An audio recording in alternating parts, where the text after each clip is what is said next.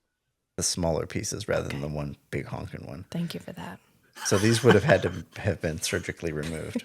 Okay. That sounds so painful. Okay, we'll move on with It's kidney. probably What is less it with kidney painful. stones in this movie? It's probably less painful than passing. I am here for vampires. I am not here for urinary tract health. Okay, so let's just. And he's like, "Oh, these are like emotional states." He's doing research on whether these crystals result from extreme emotional states, which is on the nose for him. Right, because he literally he's trying to figure crystals. out what he is. He literally makes crystals out of emotions. So, we'll just move on from crystals because we're never going to just. And this is when the thugs return. So the bad guys come back and they're like, "If you give us Anne, you can go." And he's like, "You know what? Okay." And so he just like walks off with them. This is a weird scene. First of all, that gang is kind of goofy. What kind of gang is this? It's like, okay, so we watch a lot of Forever Night, and a lot of it is just like a Canadian interpretation of what violence is. They're like, yeah, that's what hitmen look like. It's fine. They like strike matching poses. They wear sunglasses all the time. That's what hitmen look like. This is very much like, okay, this is what a British gang would look like. There's like the leader in a suit jacket, and then there's just a bunch of goofy. It looks like the main characters from Hackers. Yeah, definitely has that vibe. Yeah. Or it's like this is around the same time as Hackers, right? Like 98. Yeah, so they're like the hip, cool, but we commit crimes kids. That gang was goofy. Yeah, but we're also going to up the ante by like stealing a woman. I don't know. It was really. But why does Jude Law let it even escalate to that level? Right. If he's this badass kung fu vampire guy, right, who's got some skills, some fighting skills, why didn't he just bust their ass to begin with? Why does he let it escalate? That's what I was like. Come on, Jude Law. I don't know. He's supposed to be morally gray. So maybe this is our like, he wasn't sure. Maybe he was actually going to be like, I'm going to cut my losses here and just go. Because we already know he's weakened because he couldn't heal from like a staple in his finger. So he's probably like, maybe I need to choose my battles. So he could fight them more one-on-one. Plus the guy had a fucking sword. I mean, come on. You didn't know he had a sword until was it in the baseball bat? Did he? It was a cane. Okay. Yeah, where did that sword come from? Because they're like fighting all of a sudden, like shing. Oh shit, we're in a Highlander. I didn't know that. There can be only one. There's like a ninja movie where there was this blind guy. Okay. That he had like a big walking stick, but the end of his walking stick was a sword. That sounds like every ninja movie with a blind guy. Well, yeah. They always have a sword in their cave. It's just rules. It's just rules. Maybe you're thinking Daredevil? No, I'm about to pull it up. Stick? Okay, well, you do your own thing then. I think the movie's called Old Blind Guy with the Stick. So, like Blind Master with the Stick. One of my favorite television shows is Babylon 5, and it's written by J. Michael Straczynski. And he actually wrote a bunch of the original She-Ra cartoons and like He-Man cartoons. And he he's actually a comic book writer too. Yeah, and he wrote a movie called Ninja Assassin. And it came out in theaters. And I was like, I love J. Michael Straczynski. So we went to go see it. Like every time the ninjas are sneaking up on everybody, they're like, ninja. Yeah, like the background music is like, creaky noises and like flutes and stuff. And then just people just whispering ninja over and over again. Now, every time I see a sword, I'm like, ninja. It was so bad. But bad, but good. I don't know how you want to describe that. And then we get more sexy stuff, like our second sex scene of the movie. I mean, I don't know. It's a sex scene, and then it's done. And then which I would say this is one of the most realistic, like post-sex scenes. Oh, where they're just laying there chatting. Right. Yeah. Because they all always either have gotten clothes on or have the covers pulled all the way up, and it was like, oh. That's what it's actually like, where you're just hanging out. And you're like, you've both seen each other naked, right? You're not hiding anything from Except each other. Except she tells him not to look when she gets up. When she gets up. Don't look. But this is when we get our cool line. She's self-conscious about her butt. about how this is when we get our cool line about how he knew a neurologist, and it's also where we get our title for the movie. He says that, you know, everybody has 3 brains. You have your mammal brain, and then you have a 4 legs and sharp teeth. So he says every time you lay down on a couch, you are laying down with a horse and a crocodile. I once knew this doctor, a neurologist, and he told me that we don't have 1 brain, we have 3. One that is human, built over another that is mammalian, built over yet another that's reptilian. So,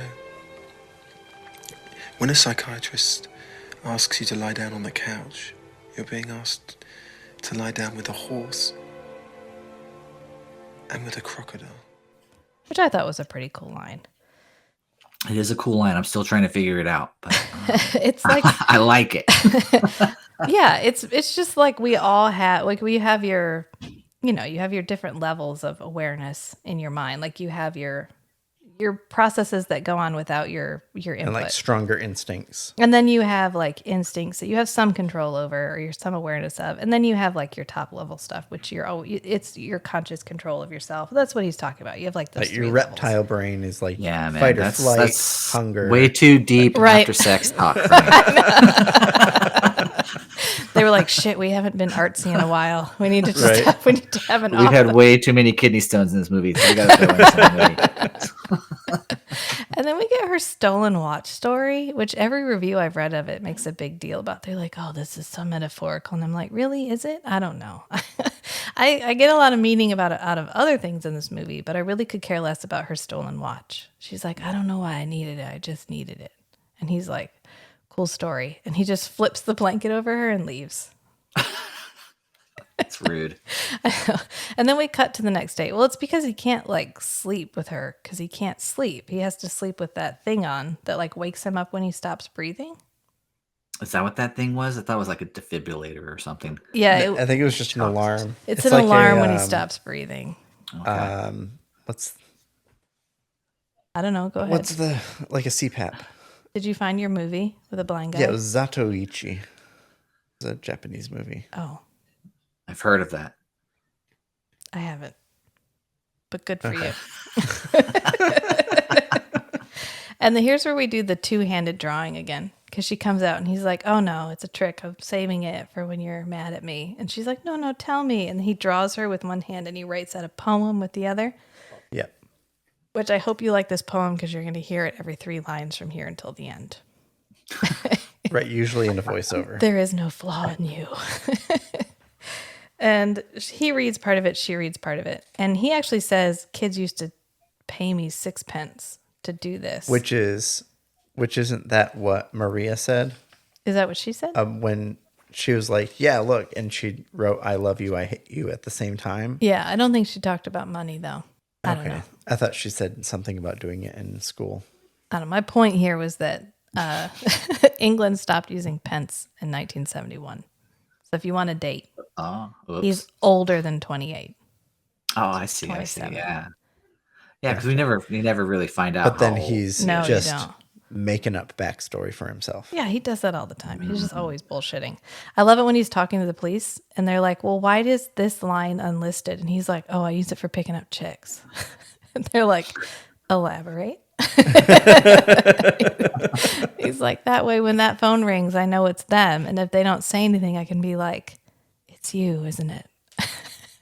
Which is exactly the line he uses on Maria. Right. And he's like, wow, when you say it out loud like that, and the Healy's like, it sounds sinister. And he's like, well, I was going to say cheap instead of sinister. Right. Can we take a side track real quick? Yeah, go. And talk about the music? Yeah. Which I did not like. The music felt like early 90s Cinemax made for HBO After Dark. They didn't have this is probably I don't even remember the music. If I had to hazard a guess, I'd say it's a symptom of it just being so low budget. And they just didn't have the money for an actual score. So we can't have synthesizer music. It's not the 80s. And we can't pay anyone to make better music. So we just got to hit it right in the middle. It may have worked better without any music, honestly. Because the visuals were great. It was a well shot movie. Yeah. And it had good looking characters and people populating the film, but it just that music was there all the time. That cheesy synthesizer sound. But anyway, especially when we looked at his like layer doors, we always got that like sound.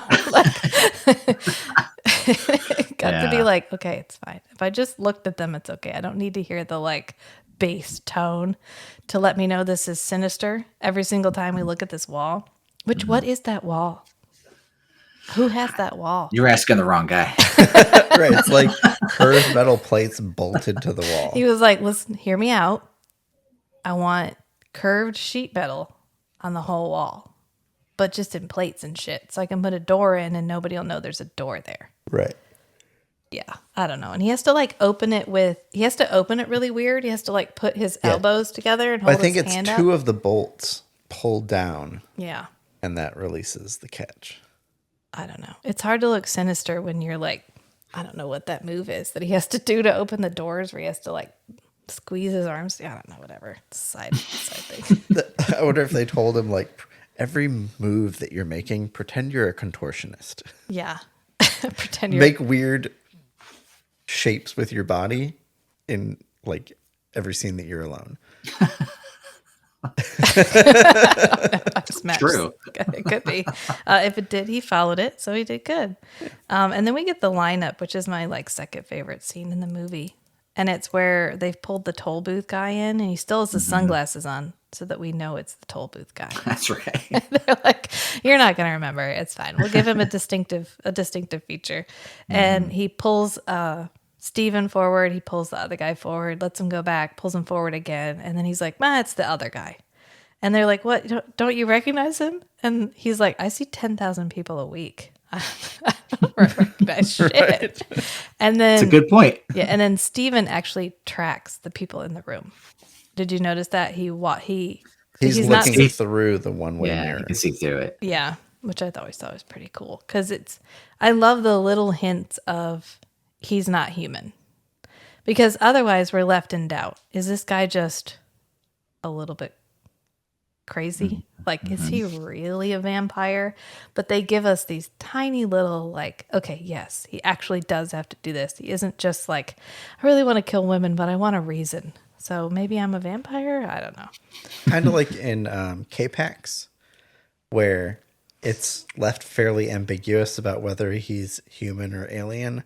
But then they do an eye test on him and he can see ultraviolet light. Yeah. And he knows things he shouldn't know. That can just very subtle dropping in of light. He's not quite a human. Right.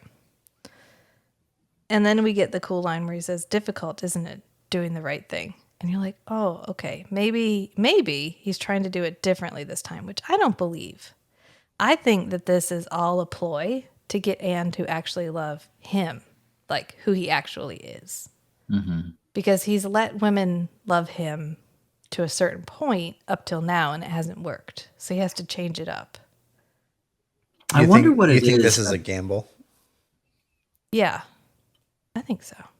I was going to say, I wonder what it is about Anne that was different than all the hundreds of other women that I'm sure he has killed over the years. What was it about this particular woman that caused him to change his ways or feel like he needed to change his ways, I think we're supposed to see her as like spunky and different, more vibrant. Yeah, which is why she has a masculine job. Maybe because she touched his crystals. Well, not his specific. Nobody's ever touched my crystals before. I love you. Maybe he was just tired. Maybe he was just tired. Maybe, yeah. I don't know. It's one of those things where left up to the viewer. I think you're right. I think maybe he was getting sloppy with the previous kill, right? He's like, fuck it. I'm not gonna bother putting this one in a car. Just, He's like, I'm done. He's done. He's reaching the end. Yeah. It was like maybe I do need to fall in love before. And he also, I mean, we keep repeating, found no flaw, or there's no flaw in you. And it's really just like, I couldn't find anything about you that I was like, okay, I'm not going to miss her. It'll be fine. I can just let this one go. He was like, I don't know if I can let this one go. I think it's either that or this is a Hail Mary. This is a like, I'm going to get her to love me to the bitter end, and then she'll love me completely. And that's why he has to tell her what he is, because she has to love him completely. Yeah. Knowing what he is. Although we get he's wrestling with himself. Like when he's like getting ready to put the plastic sheet on the bed, and then he folds it up and rolls it up. Right. Like, I don't know. I don't know if I want to prep for this one or if I just want to let it go. Because he gets angry at her after she snaps at him. And then they have a period where they're not together, where he's kind of letting her go or trying to let her go, but she won't let him go. And that's when she finally calls and he picks up. And he's like, okay, well, yeah, let's go out to eat. And she's like, no, I want to come to your house. And he's like, well, she wants to come to my house. I'm not making her come here. It's not the same. Like rationalizing. And we actually get some more Inspector Healy in here because this is when he's like, look, we realize that you saved her life. Why didn't you tell us that? He's like, well, I didn't think it was relevant that I saved her life. He's like, people don't save other people's lives and then kill them. Right, because he says, and he's like, it shouldn't make any difference.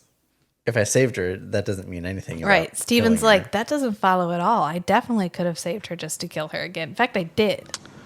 I'd have thought most people would agree it's not very likely that you'd save someone's life and then kill them. The fact that I saved Maria's life doesn't prove anything. It could prove that at heart, you're a good man. At heart. I did save her just to kill her again. So that didn't prove shit. And Healy's like, well, whatever. I can see into your heart. You're not that kind of guy. Right. At heart, you might be a good guy. And so he's like, at heart? It's like, yeah, on the outside, you're an asshole. It's fair. Yeah. When did AI come out? Is AI 2000? 2000? So that's what, 2 years after this movie? 3 years? He had that era of the pretty boy, like the playboy, love interest, romantic guy. Talented Mr. Ripley. Yeah. That. One of my favorite Jude Law movies, actually. You guys ever seen Enemy at the Gates? Enemy at the Gates. Enemy at the Gates. It's a war movie about these two snipers during the war, like Stalingrad, I think. It's really good, and that's my favorite Jude Law movie. That and Road to Perdition is really good too. Yeah, he's good. Tom Hanks. Usually anything that he's in, I like him. Oh yeah. He's a funny actor. I know, like when I was looking at his filmography, you would consider him an A-list, but he makes weird choices and odd, quirky movies, which are cool. Yeah, he just kind of does what he wants. Yeah, I respect that. That's pretty cool. Kind of like Robert Pattinson, the guy who played Edward. Edward, yeah. Another vampire movie. Nicolas Cage. Oh God, don't even. I'm pretty sure at this point Nicolas Cage just shows up at people's sets in a t-shirt. He's like, "I'm here. What movie am I in?" And then they just Have make you up. Seen the trailer for the new Nicolas Cage vampire movie? Yes. Oh, Renfield. I do want to watch that. Yeah, Rachel's very excited about that. I am. Yeah, we just watched. Nicolas Cage as Dracula. I'm there. Yeah, we just watched Mandy. Did you watch Mandy? Man, I've missed Mandy. I've heard I need to watch it. So I've heard it's batshit crazy. But really wild fucking It's an experience. ride. I got done watching it and I was like, shit, I can never watch that movie for the first time again. I mean, it's got everything. I can't even. If I explain anything, it'll ruin it. I just gotta let you experience it. Yeah. Let's finish. Okay, Immortality. sorry. We're just like, let's talk about horror movies. Okay. So he finally picks up Anne's call and she comes over. And I mean, really, stuff happens here, but most of what's happening is he explains to her that like he's dying, and the reason he's dying is because he doesn't want to kill her. And she's like, well, that's kind of hot. I think I'm going to stick around, which is a bold choice. This guy was literally like, so I'm a serial killer and I kill women to feed on the love they feel for me. And she was like, oh, he's so tragic. Well, they're just distracted by his attractiveness. She's like, I think I'll stick around. He's definitely not going to kill me. I'm different. I can fix him. By, I don't know, watching him die. I don't know. But she's there. She ends up staying with him, like sitting vigil as he passes away, but also keeping him, like she keeps him from dying. I don't know. It's a real, what is she doing? Right? Like, why is she there? And I think it's just so he won't feel alone in her mind, because she's made up of all of these stories and this romanticized view of life and of people. And so she thinks he's better than he actually is, because as soon as he gets to the point where he's like, shit, I'm about to die, he's like, you know what? Actually, I'm out of Band-Aids. And I think I'm going to go to CVS and grab some Band-Aids. And she's like, oh, no, I'll go. It's fine. Even though we just saw him with a whole pack of elastoplasts. And so she goes into the elevator and she's like, oh, I got one in my purse. So she goes back to give it to him and he's prepping the bed. And she's like, oh, shit. Which bold of him to think he was going to get her into bed. Bold. Mm-hmm. In his condition. After she's been watching him die for the last, her like, perception 3 days. of his condition. Yeah. Yeah. Maybe he thought he'd get one last pity go at it. I don't know what he is. It's just like, it's going to be fine. And then we get he chases her down the elevator.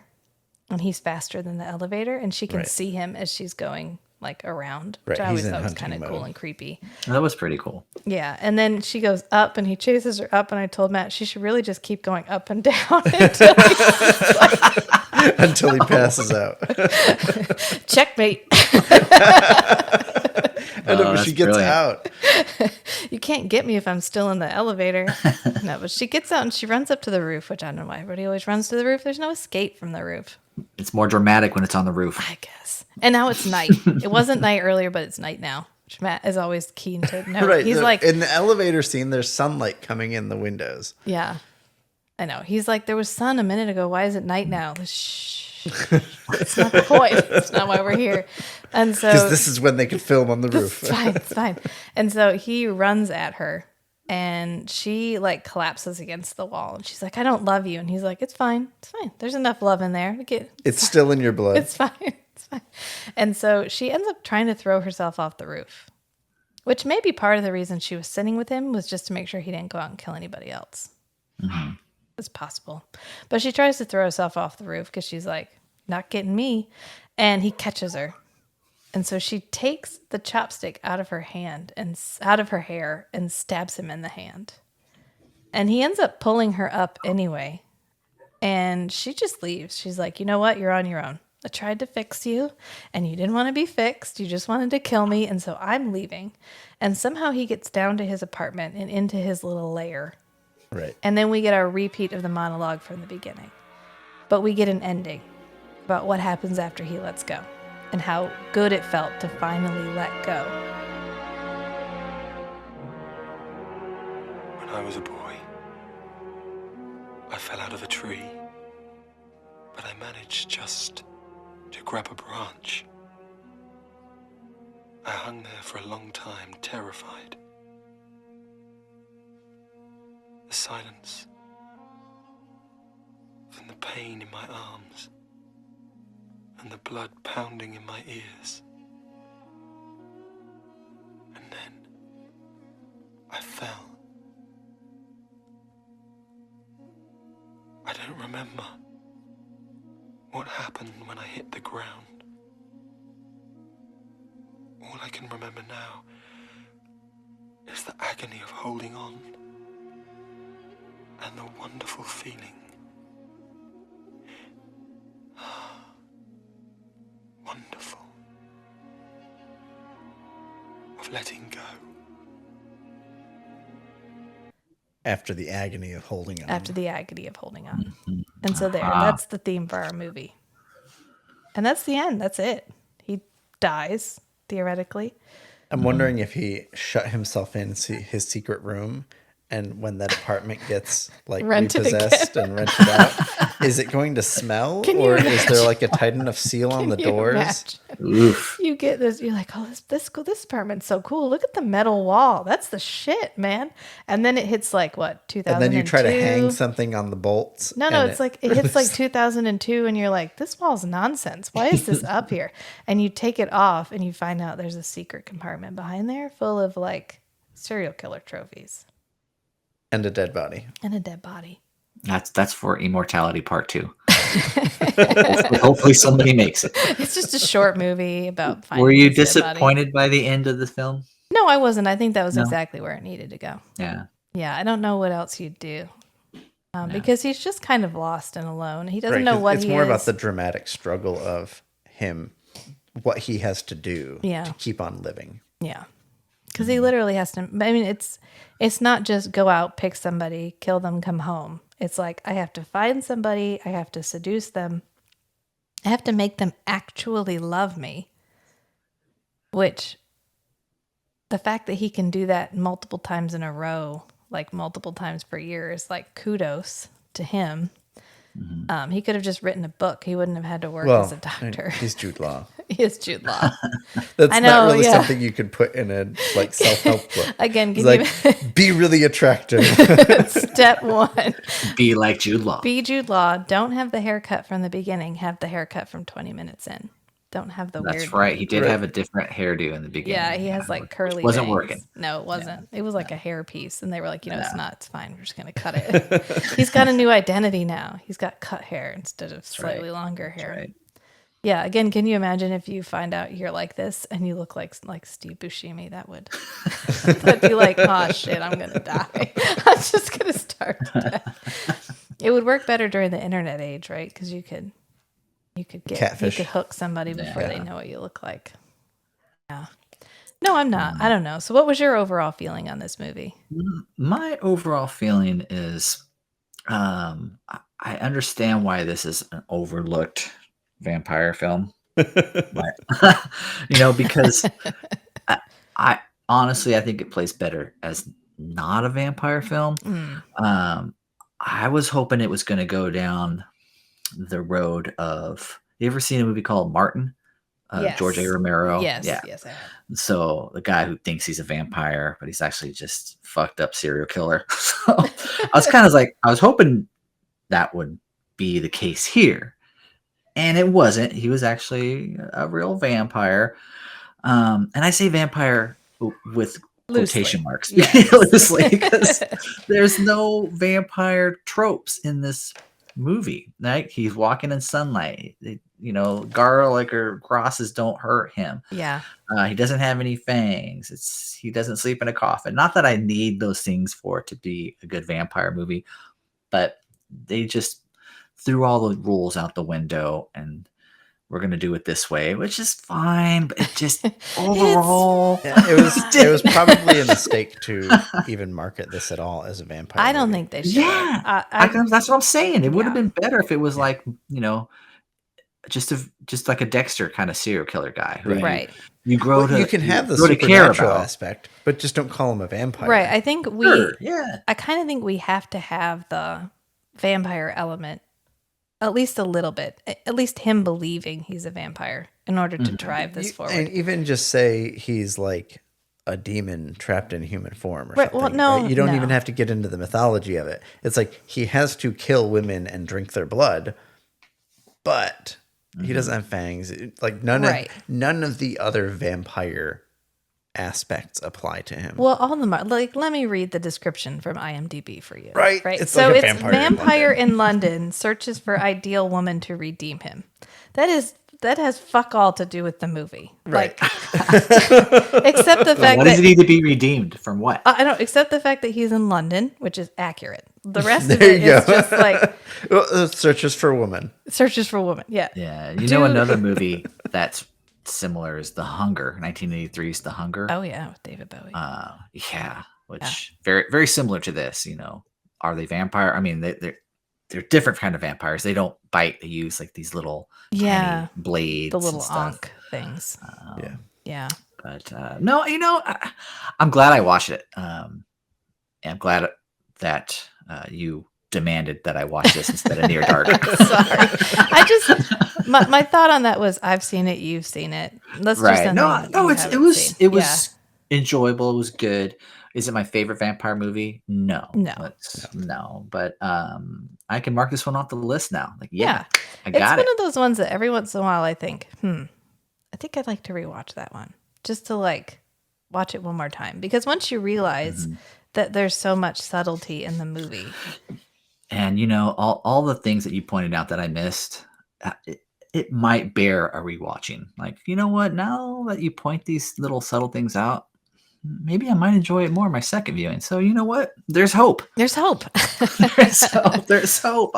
I just think it's a shame that it was marketed so poorly. And that because it's such an interesting take on the romance vampire. And I really wish we had done it less like artsy, heavy-handed. That we had, I don't know, if we'd given him just a little bit more vampire-ness, it would have played a little better. Where he's like, yes, he's a vampire. Yeah. He's got a little bit more of the vampire characteristics, but he also needs them to love him. Right.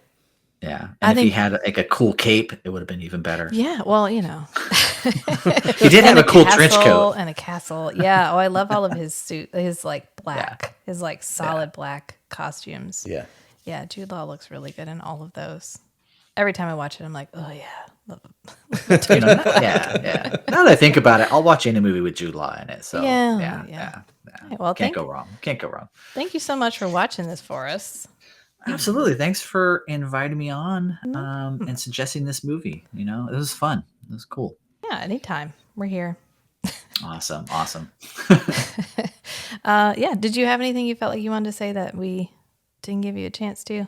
No. I think we covered it all. I don't want to talk about this movie anymore. I am so done. No, I had a good time watching it, and I'm actually surprised that this one slipped through my horror viewing over the years. I had never heard of this film, and I'm a Jude Law fan. Yeah. So, but I had no idea this even existed. It's got 2 titles. I know they don't make it easy. The description is so generic. The description is terrible. I went on Rotten Tomatoes, and they had some of the character names wrong. Like Anne wasn't Anne Levels; she was Anne Label. And I was like, "Oh my god, please!" Movie descriptions by ChatGPT. Exactly. I know, and all of the reviews are from like 2008, and they were all like, "This isn't like Twilight at all." And I was just like, "I can't." You know what? I can't right now. I was like, "I'm just gonna have to close this." I will say this is better than Twilight. Hey, you know what? I'll give it that. It's a low bar, Better but it's a love bar. Story than Twilight. There you go. It's a bar. I know we joke about Twilight. That's my final word. Better than Twilight. Right. Well, thank you so much, Eric. Absolutely. And thank you have a good, it's afternoon for you, or evening-ish. It is evening. It is 7:00. So I'm going to go eat some dinner. Okay. Well, enjoy. Awesome. We'll see you guys soon. Bye. Bye. Bye. What everyone wants is for evil people to be off somewhere insidiously committing evil deeds. Then they can be separate from ordinary men and women and destroyed. But the line that separates good and evil cuts through every human heart. And who is willing to destroy a piece of his own heart?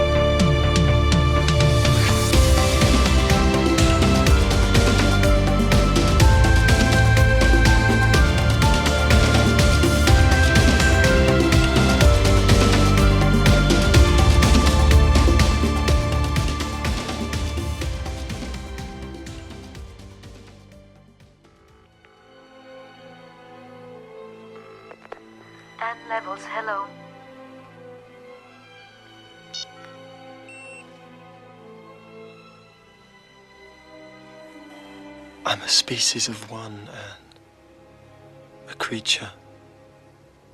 A crocodile who needs a job. Who needs a bank account. A place to live. I'm a mistake.